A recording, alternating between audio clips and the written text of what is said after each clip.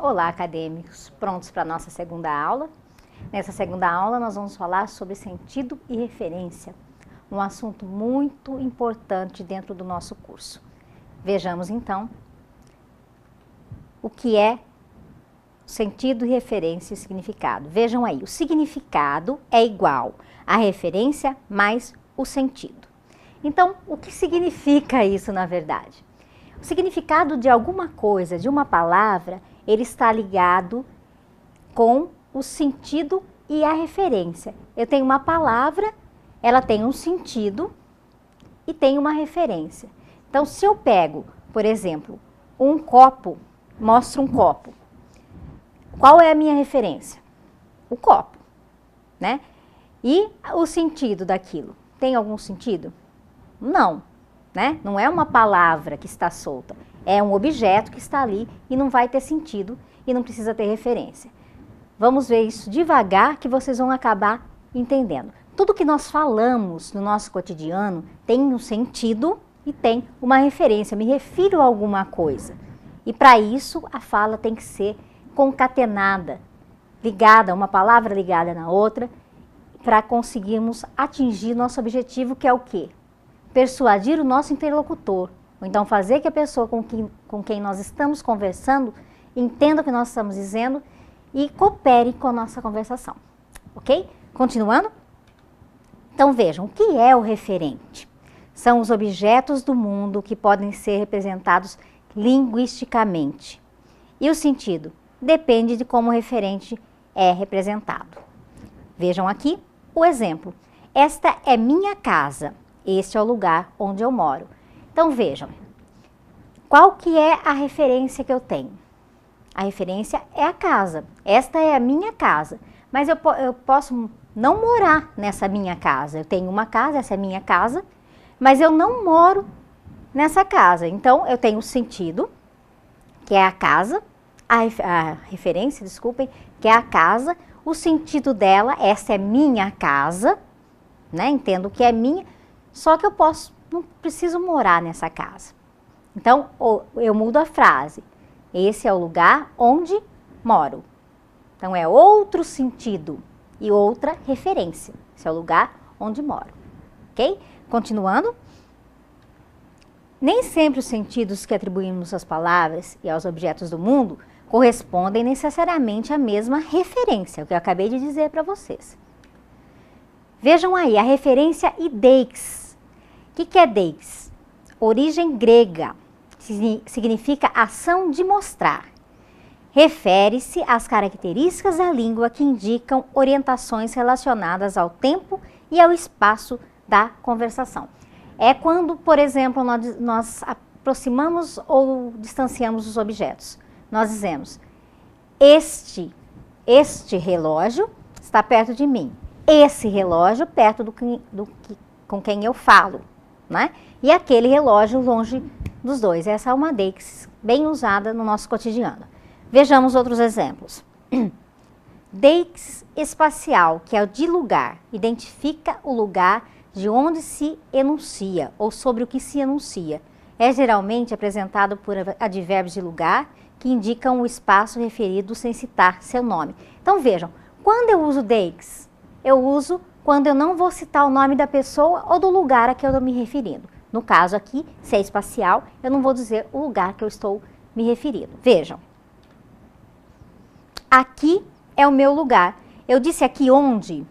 Aqui na terra, por exemplo? Não disse nada. Então, aqui é o meu lugar. Aqui é uma deixis que indica o lugar de onde eu estou falando, que eu não preciso dizer o nome, certo? Vejam então, agora a deixis pessoal, que é de pessoa, refere-se à identidade do enunciador, normalmente são pronomes pessoais ou possessivos. Vejam aqui o exemplo. Você não entende nada. Eu disse o nome da pessoa que não entende nada? Não, eu usei uma deixis, que é você. Na sequência, um pronome possessivo. Minha terra tem palmeiras. Qual que é a minha terra? Eu não disse Brasil, minha terra tem palmeiras. Eu disse minha terra tem palmeiras. Então, deixis substitui esse lugar que é meu. Né? No caso, minha. Eu usei minha para substituir Brasil. Certo? Continuando então. Deixis temporal, tempo. É uma forma de indicar o tempo. Os recursos mais comuns são os advérbios de tempo, né? Muito fácil essa. Hoje preciso lhe encontrar. Hoje, né? O tempo. Apesar de você, amanhã há de ser outro dia.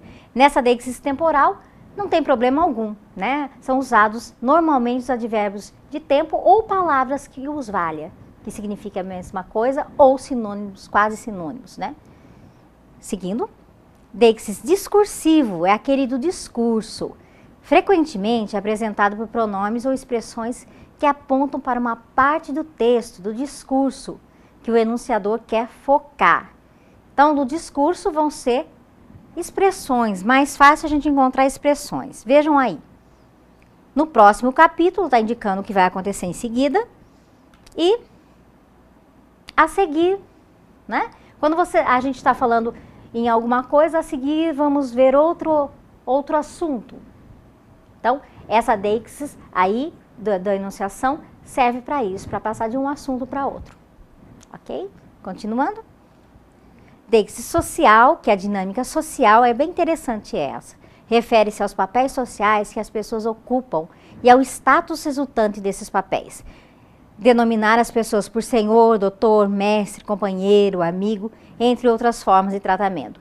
Então, suponhamos que estamos em algum lugar e encontramos uma pessoa que é mais velha que a gente.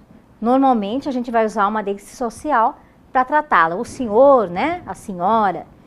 Se a gente pega amizade com essa pessoa e essa pessoa não gosta de ser chamada de senhor e senhora, como vocês vão chamar? Você, né? Passa a ser uma deixis social também, né? É o tratamento que as pessoas recebem e se dão no contexto social. Passando então para outro assunto que agora é tradução e referência. Vejam então, quando alguém faz tradução de um texto, a pessoa tem certas dificuldades. Muitas pessoas pensam que não, que a tradução é pegar um texto lá e traduzi-lo literalmente. Inclusive, existem sites que fazem isso e quando a gente vai ler, tá uma coisa do outro mundo lá, né? Uma coisa que não tem sentido nenhum. E para que haja uma tradução bem feita, tem que ter sentido e referência, não é? Vejamos então. A tradução de textos de um idioma para o outro é complexa, então não é tão simples, né? Ocorrem perdas no processo, porque cada idioma se estrutura e tem vocábulos que lhes são próprios.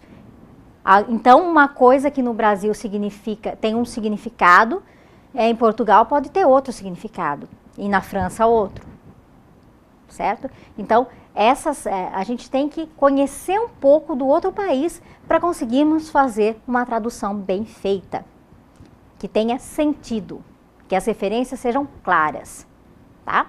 Vejam então, na tradução de um idioma para outro, deve-se compreender as referências a que cada termo utilizado e também atentar-se para as diversidades socioculturais presentes em todo idioma. Foi o que eu disse para vocês.